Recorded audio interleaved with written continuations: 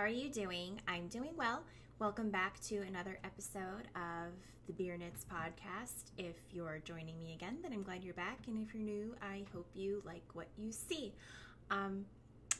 Just a quick community announcement, if that's what you want to call it. If you head on over to the RAVELRY group and join, you can look forward to a giveaway soon and maybe some knit-alongs. We'll see what happens because I recently surpassed 3,000 subscribers. So within the next, I would say, month or two, I will probably be putting up something to give away and kind of reward everyone for putting up with me because I can be a lot to take. So that's pretty much it. Just go over and join the Ravelry group if you want. You don't have to, but we are doing some things over there like posting projects that you're working on, your finished stuff. We're all introducing ourselves and talking about the types of beer that we like, or even just the fact that we don't like beer at all, and then giving each other some recommendations to try and get us into the whole beer thing. So believe it or not, I didn't used to like beer. This is a relatively new thing for me, like within the past, I don't know, 3 years maybe. But I eventually found some different kinds that I liked, some different flavors that didn't taste like yellow water to me. So that's how we're here today with this podcast, combined with yarn and other fun things like that. So head on over there, check it out, join in the discussion, let us know what types of beers you like. You can also offer suggestions to me if I can get a hold of a beer and you want to kind of see my reaction to it. If you have any recommendations, then go ahead and do that as well. And if the camera's bouncing right now, it's because my cat is chewing on the cord behind it. So 1 second, please. This is the culprit of the bouncy camera. You can see he's camera shy. Those of you who follow me on Instagram will have seen quite a few pictures of him in the past couple months, haven't they? Yes, because he's just so cute, but he's also a very big troublemaker. You say hi?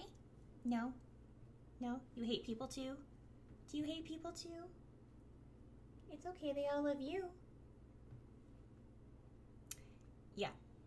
So speaking of beer, this week's beer is Weyerbacher Althea, or Althea, however you want to pronounce it. This is actually their breast cancer awareness beer. So it came out in, was it this October? I think it was this October. And it's a Belgian style double ale brewed with plums. So as we all know, my favorite beer in the universe is Belgian. So I couldn't really pass it up. And basically what Weyerbacher is doing is they donate a portion of the proceeds of each bottle of Althea to a fund that helps those in need to defray costs associated with breast cancer treatment. So that's pretty good. And I've had this a few times before because it is pretty yummy. The reason that I have this bottle and why I have multiple other bottles is because my college, where I got my undergraduate degree, had an alumni gathering for those of us who live in this area. And we had it at Weyerbacher Brewery, which is super local, and we go there a lot anyway. So I figured, why not? So we went there, and we did some tastings, and there were three of us who split a case of the Althea because it was 30% off, being that it's an October beer. And they're kind of trying to get rid of it now.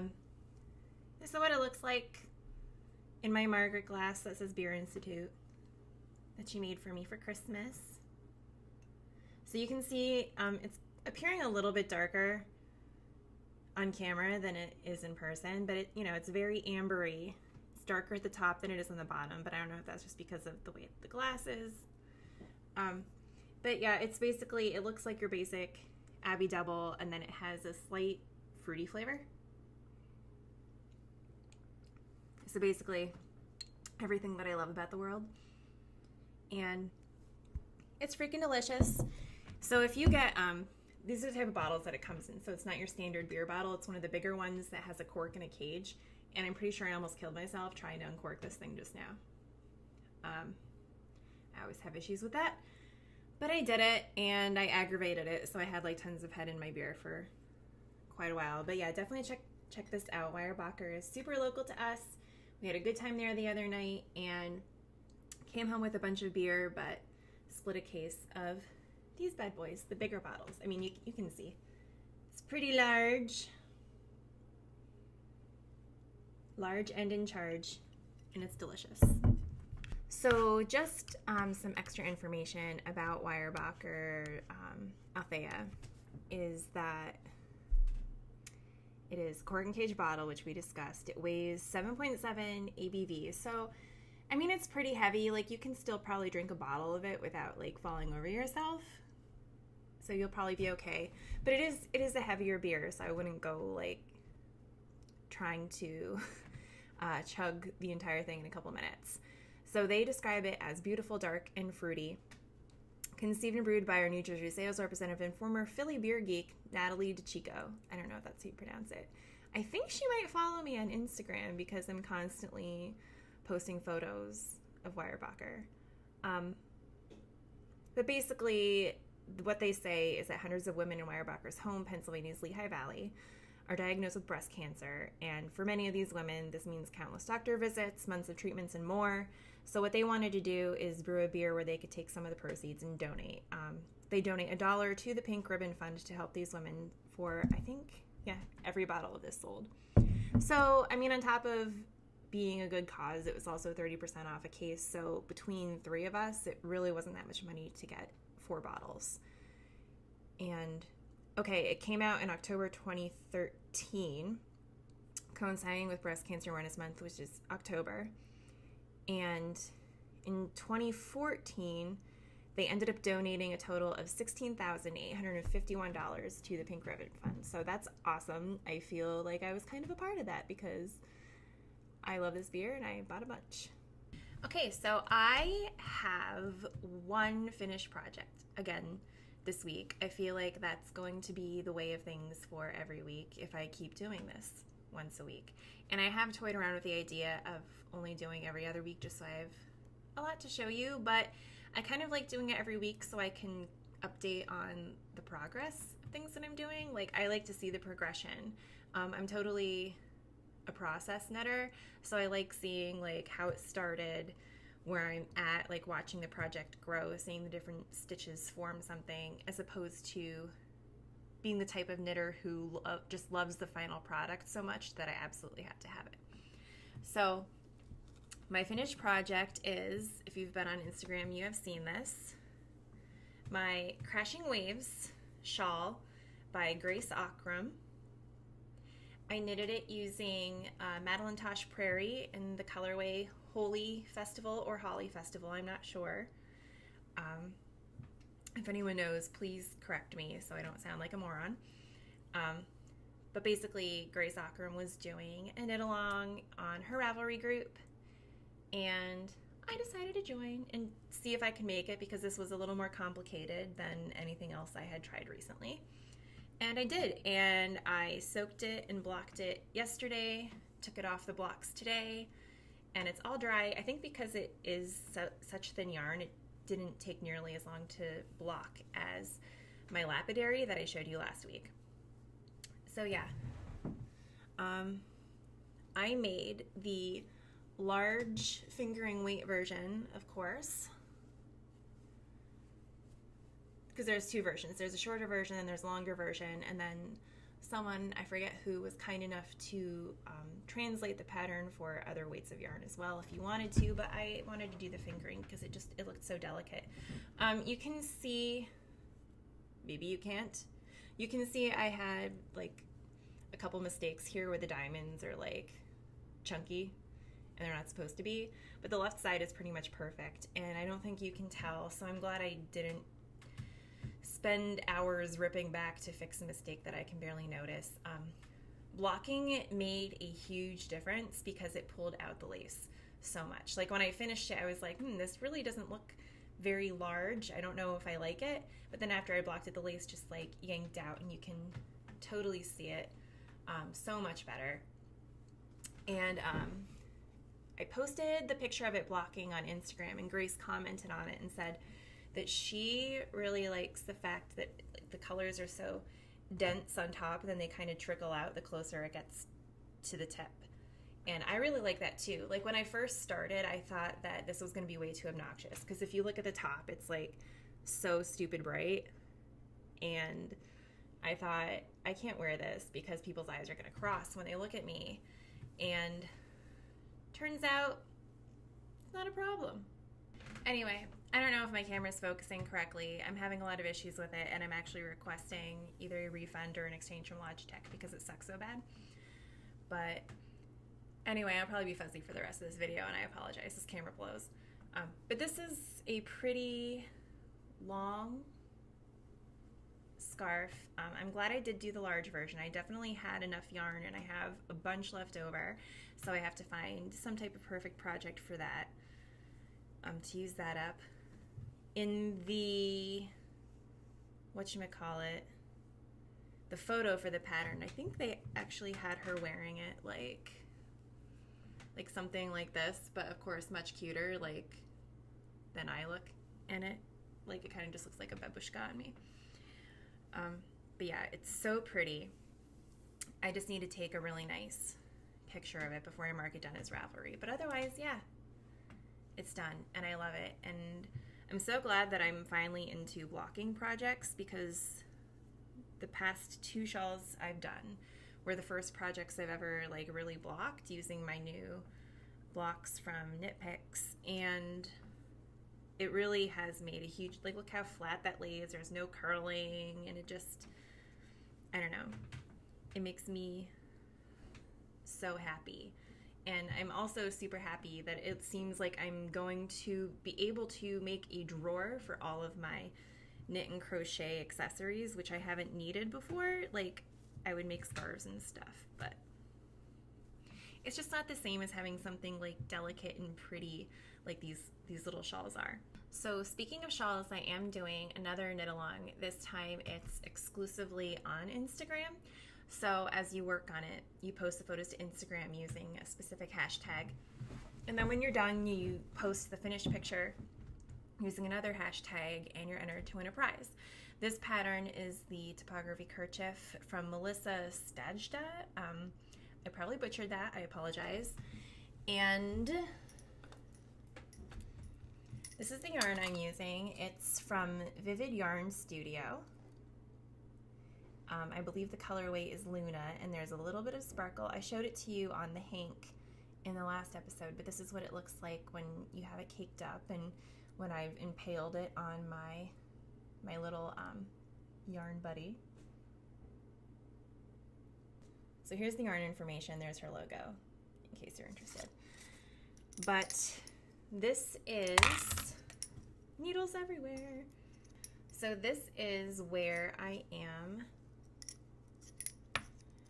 with that. So this is where I started, and then you increase a bunch, and it just keeps getting wider and wider. And then there's different design elements that you work in, like these rows of reverse stockinette in between all the stockinette, and there's a way that you do it that's detailed in the pattern, which is paid for, so I'm not really going to get too much into the actual construction.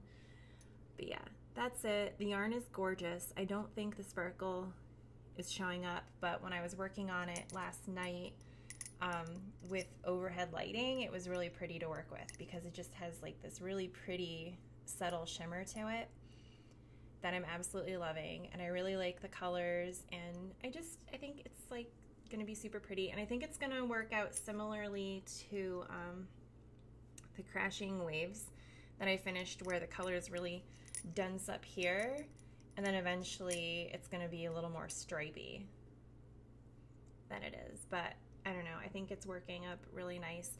I'm making it on my Chiaogu red lace needles in, I want to say it's 36 or 40 inches, size 6s, which is the recommended pattern size. Apparently gauge isn't important, so we'll see. You do have to weigh your yarn, and she explains how to do that and why you need to do that. So you do need to have a pretty accurate scale. So if you don't, you might not want to venture into this. But if you do, then it's super easy and gorgeous. And I've been loving following the hashtags on Instagram and seeing what everyone else has been doing, because with all the different colorways out there, you really come up with something totally unique. And everyone's just look great. There's one where they used rainbow yarn, where it's like gray, but then it alternates into rainbow, and that looks really cool. The next project I'm working on is kind of a weird one. A woman got me, well, she didn't get me, her boyfriend's ex-wife. I guess she's not really an ex-wife because she passed away, but she had a spinning wheel. So this woman who I work with didn't really know anyone else who would use a spinning wheel other than me. So I do have a spinning wheel, but I have no idea what to do with it. And as a thank you, she and her boyfriend train pigeons. I don't know what type of pigeons they are or what exactly they do, but they do train them. And she found this pattern to knit pigeons. So I'm knitting her one, maybe two, depending on if time allows. And this is what I have so far. It's like a blob. Up here is supposed to be purple and green metallic yarn, but I couldn't get my hands on it without having to order it in, and then I would never use it again in my life. Or, yeah, it's thread, because I really don't knit or crochet with thread ever. And on top of that, it would be metallic. Like, chances of me ever using it again just for like this section, it didn't seem worth like spending $10 on. So we're kind of stuck with that for now. And then so this is the head, and then there's like little eye sockets here. If that's not creepy, I don't know what is. And then it comes down here to the body, and then what you do is you sew it and you stuff it, and then you end up with a body that's kind of like this. And then of course there's more to sew on, like there's wings to knit, and like little legs and feet that you wrap around pipe cleaners, that type of thing. I think it is paid for pattern. I want to say it's like $5, and it's not a bad pattern, but it could use from some like clarifications. Like, for example, all the decreases are knit two together, which I think this pattern, especially up here, like not down here so much, but up here where all these decreases are made, I really think it could benefit from like a left slanting decrease and a right slanting decrease, depending what side you're making them on, because I think it would just make it look nicer instead of having these like bulky chest nipple things. I don't know.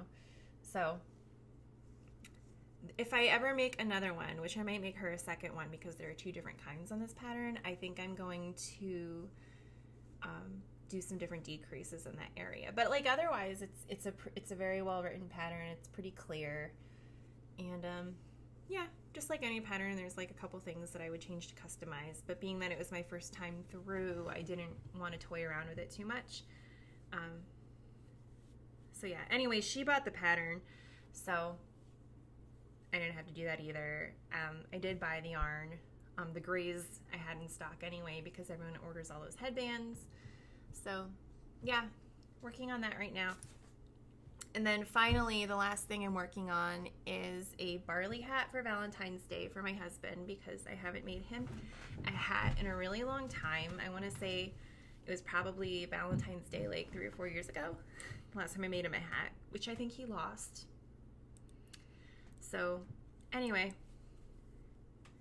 here's that. Barley is a free hat pattern, and it's considered basically a beginner pattern, just like with more interest than your basic hat. You have stockinette stitch for half the hat, and then you have garter stitch for the other half of the hat, and then a ribbing, and that's literally like all it is. So it's super easy. I have my sparkly kitty cat stitch markers telling me where to stop doing the madness. And yeah, I've kind of put this to the side a little bit because I have been working on the pigeons just to make sure that I can get it done for Valentine's Day, because that's what she wants to give her boyfriend for Valentine's Day. So I spent most of my weekend doing that and finishing up the crashing waves. But this will not take long to make. Like, this is maybe like 45 minutes worth of work, if I had to guess. And it's working up super quickly because I'm using Madeline Tosh Vintage in what's the color? In Black Tie Affair, which is a limited edition color. I got it off Jimmy Bean's Wool. I'm sure you can get it in other places too. So I don't know how long this is gonna be around, but my husband likes to wear blacks or dark grays and what have you. So this is kind of like the best of both worlds. So super pretty, and of course it's Madeline Tosh, so there's absolutely nothing wrong with it, and it's pretty thick, so I mean really this is gonna whip up in no time. Madeline Tosh Vintage is what they actually used for the prototype hats, or at least the ones in the pictures, so it gave me an excuse to buy more, which is really the only reason I'm using this yarn for this hat. There you can kind of see how it looks different on both sides. So I will probably have this done next week if I can finish up the pigeons, which I think I will because they're small. They're a pretty quick knit, so nothing major there. And I think that's pretty much everything.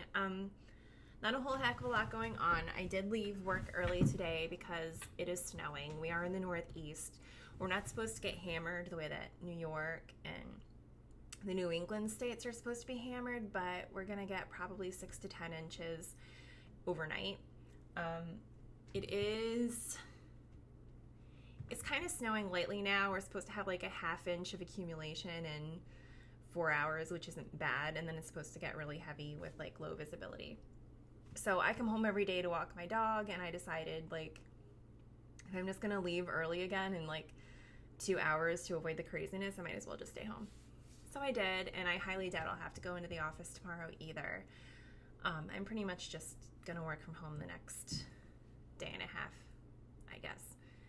And yeah, that's kind of it going on here. This is very sad, and those of you who are my friends on Facebook will have seen this. I got my first 1-star Etsy review the other day, and it was totally unfounded, and it made me really sad. Like, it would be one thing if this person commented and said, like, I really hated this was awful. But her comment was, it looked cheap. You've seen my stuff. Her comment was, it looked cheap, and the flower, it was one of my headbands, and the flower was bobby pinned on. Meanwhile, in the description of the item she purchased, it specifically stated, the flower is bobby pinned on, like in those, pretty much those exact words, so that you can take it off and like wear it on its own or as an accessory to like a purse. You can pin it on a purse or something. Like, it specifically stated that it would be bobby pinned on, and she gave me a 1-star review because she's illiterate.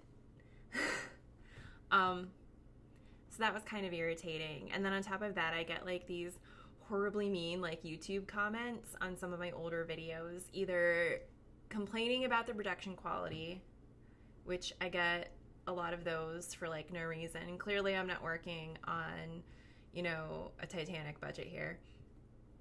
And so I get those.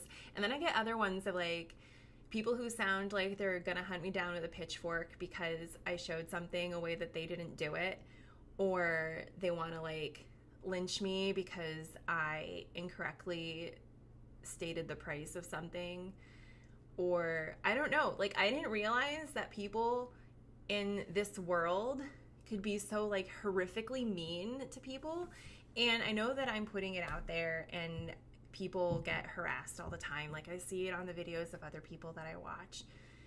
And, you know, I realize I have over 3,000 subscribers now, so, like, my videos are out there. I get it. People are seeing them, and then they feel like a screen protects them, and they can be anonymous and say whatever they want and put other people down to make themselves feel better while they sit in their basement eating popcorn in their pajamas. Like, I don't know what these people do all day. But I work full-time. I'm a director of marketing. I'm pretty high up in my career for being 31 years old. I have my MBA, and I do this for fun.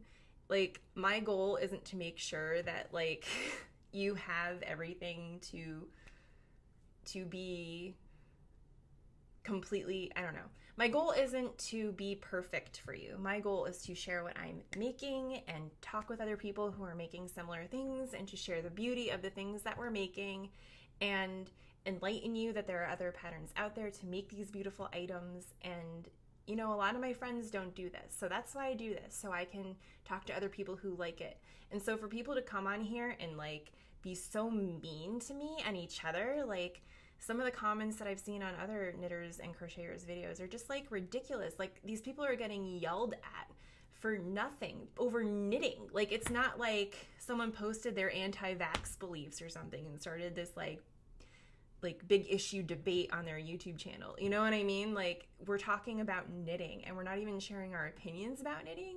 I mean, that's part of it, but we're showing what we're knitting and people are yelling at us. Like, what is that?